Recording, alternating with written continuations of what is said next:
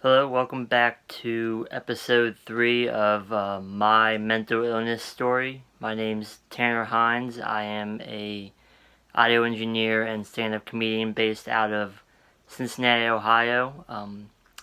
Last episode I talked about my birth and some of the circumstances that happened after my birth. Today I wanted to talk about early childhood and starting school. So we had a pretty normal childhood.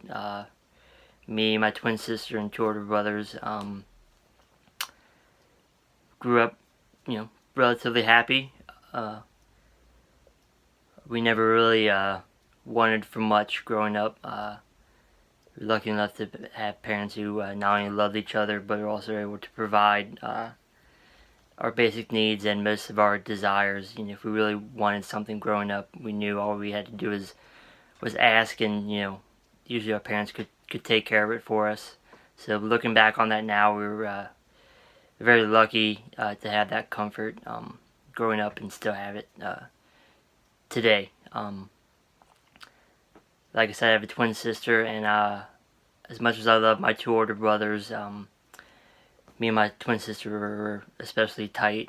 That's one of the best things about having a twin sister is you have that sort of built-in playmate. We were always together doing stuff. One of her favorite things growing up around Christmas time was to take my glasses and hide them in the Christmas tree for my mom to find, which is pretty funny, I guess. If she had something detachable that she wore from her face, I probably would have done the same thing. But yeah, we were very close, me and my sister, still are. I was very quiet growing up, and she liked to sort of speak for me. I think we were in either preschool or kindergarten, and they were asking us. We were in class together, and they asked us where we lived and stuff, and they asked her first, and then when they got to me, they asked me, Tanner, where do you live? And my sister, before I had a chance to chime in and say something, she was like, oh, he lives with me, and that was that. So she was always speaking up for me, knowing that I would never do so for myself. So when we started school, we started in class together. We were always in the same class, preschool, kindergarten, first grade. And that was great because we were always together. I think it was in second grade, I think it was the first year that the teachers decided to sort of separate us into different classes, see how we would do. And that's sort of when things became a little tough for me. I was bullied a lot growing up, particularly in elementary school. I was very small and had glasses and stuff, so I was pretty much an easy target for a lot of bullies, and it's very difficult and it's hard to deal with. I know it's something that's always happened and always will happen, and especially today. There's a big emphasis on trying to stop people from bullying each other in school. In terms of an answer to stop that, I'm not really sure what you do. Teachers and parents can't be around students all the time, so there's really nothing you can do.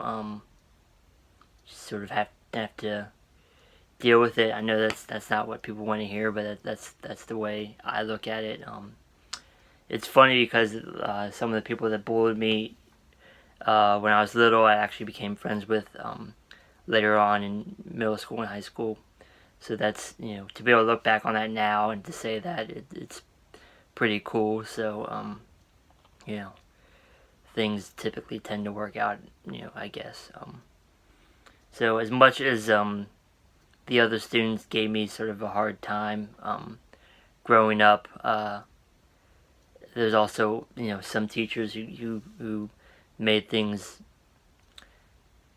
more difficult for me than I guess they probably should have. Second grade, I had a teacher. I was always very soft-spoken, even more so than grown up than I am now. So whenever I would speak in class, my second grade teacher had a hard time hearing what I was saying, so she gave me, her solution was to give me this plastic megaphone to speak out of anytime I raised my hand in class. And looking back on that now, it's pretty. I guess it's pretty embarrassing to have to be able to do that. I understand where she's coming from, but there must have been some other way to handle that wasn't as embarrassing as that was. And it gave other students, another thing to make fun of me for, so that was tough. I had a gym teacher who sort of always favored the more athletic kids in the class, and I was never one of those kids. I like sports. I like playing sports, but I'm not a good athlete. So she gave me sort of a hard time, and also it was the same second grade, the same year we were learning locks and changing in gym class, and you need a locker for that. I had a hard time figuring out my lock. I think one time it took me the entire class period to just try to get my lock open, and she made a point to yell at me pretty loud and hard in front of the entire class. And my sister was actually there when that happened. She said it's very embarrassing that she had to see someone treat me like that. So that was tough. And then I was in speech therapy growing up in elementary school. I had a hard time pronouncing my R's and Y's. So I was in speech therapy, and she could be kind of mean when she could tell you weren't practicing what you should, like you should. So she would make things difficult, to a point where I eventually just stopped going. I would get out of class and just go on my own when I needed to. But eventually I just stopped going because I didn't feel like getting yelled at by this lady. And eventually she picked up on what I was doing, and she would come pull me out of class and make a point to make it more awkward than it probably should have been.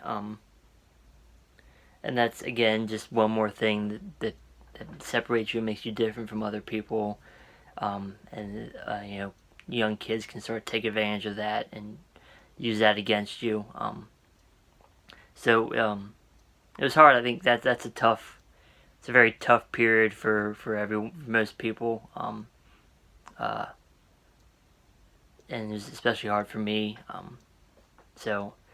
But luckily I had parents who knew what was going on, and they did all they could to try to help me, especially my sister, again, speaking up for me when she saw things were messed up, knowing that I wouldn't speak for myself. So I was lucky enough to have that support system at home to sort of help me out in those sort of formative years. And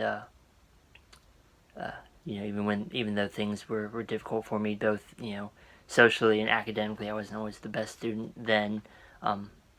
But having that support, and having that support throughout my life just sort of helped me, not just then, but later on in life when things would get sort of more difficult for me.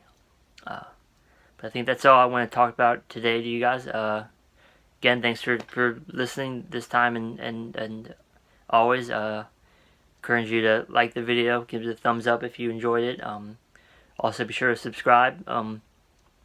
It helps me out, and please share the video also. That also helps me out, obviously. So that's it for today. Next time we'll talk more about, middle school and social things, get into that sort of area. Thanks again. We'll see you in a couple weeks. Thanks.